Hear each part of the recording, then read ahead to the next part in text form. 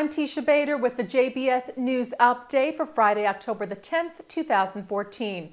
IDF sappers neutralized an explosive device this morning in the West Bank. The bomb squad was called after the device was discovered at a bus stop at the Rachelim Junction. It was reportedly wired to explode by remote control detonation. The sappers were able to safely neutralize the device and no injuries or damage was caused. A Hamas official suggested yesterday that indirect talks between the terror group and Israel may be taking place in the near future regarding a possible deal or prisoner exchange.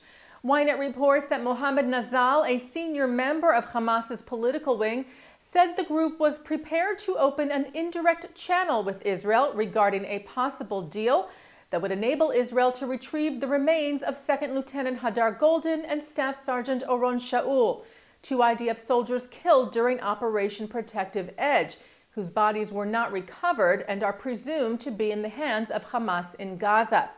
Israel Radio reported that Nazal indicated that these talks would probably begin later this month and said that Israel would, quote, pay a price for every bit of information regarding the whereabouts of the soldiers' remains. While Nazal did not specify what that meant, Hamas would likely demand the release of Palestinian security prisoners held in Israel in return. Nazal said Egypt would mediate the indirect talks and that they would be separate from the indirect negotiations between Israel and the Palestinian delegation in Cairo that are working towards a permanent ceasefire in Gaza. Meanwhile, earlier this week, Israeli Prime Minister Benjamin Netanyahu appointed a new coordinator on the issue of soldiers missing in action and prisoners of war, Colonel in Reserve Lior Lotan. Lotan replaces former Mossad official David Meidan, who played a part in the Gilad Shalit prisoner exchange. Upon the new appointment, Netanyahu said Israel is obligated to bring its missing citizens home. Israel's Knesset has approved of the construction of a new international airport in the country. Israel's second international airport will be at Ramat David, located in Israel's north, and will be called Galilee International Airport. Ramat David currently operates as an Israeli Air Force base. It will be operational for international air travel in 2019.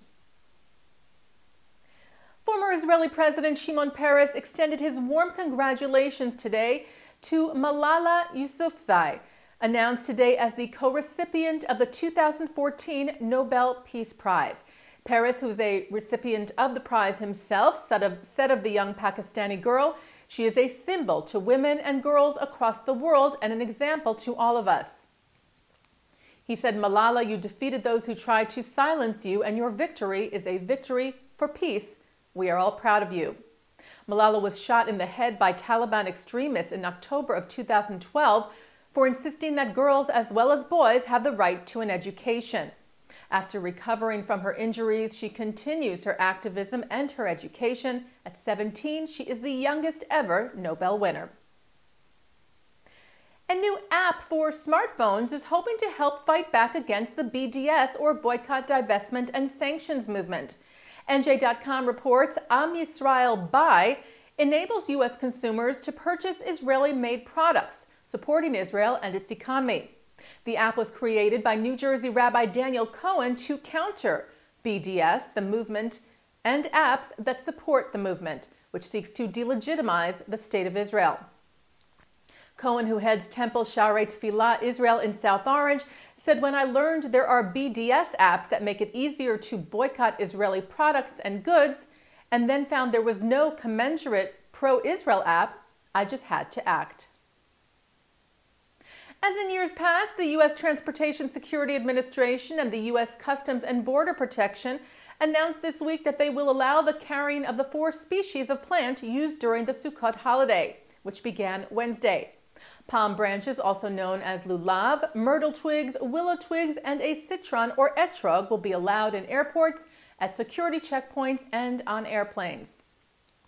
Vice President for Federal Affairs of Agudat Israel of America and its Washington Director, Rabbi Abba Cohen, said, "We are gratified by the ongoing sensitivity of these agencies to the religious concerns of our community." He said they are taking meaningful and appropriate steps to accommodate our religious needs. And that's the JBS News Update for Friday, October the 10th, 2014. Remember, live Shabbat services are coming up at 6 tonight from New York City's Central Synagogue. And looking ahead to the weekend, Sunday night, you can watch a new Jewish cinema, where Vanessa Lapa, director of The Decent One, speaks with Judy Gelman-Myers about her documentary, which draws upon diaries, documents, and photographs from the family of Heinrich Himmler to expose the inner workings of the architect of the final solution. That's Sunday night at 10:30 on JBS and jbstv.org. I'm Teisha Bader. I will be back with you on Tuesday after the Columbus Day holiday. Shabbat Shalom.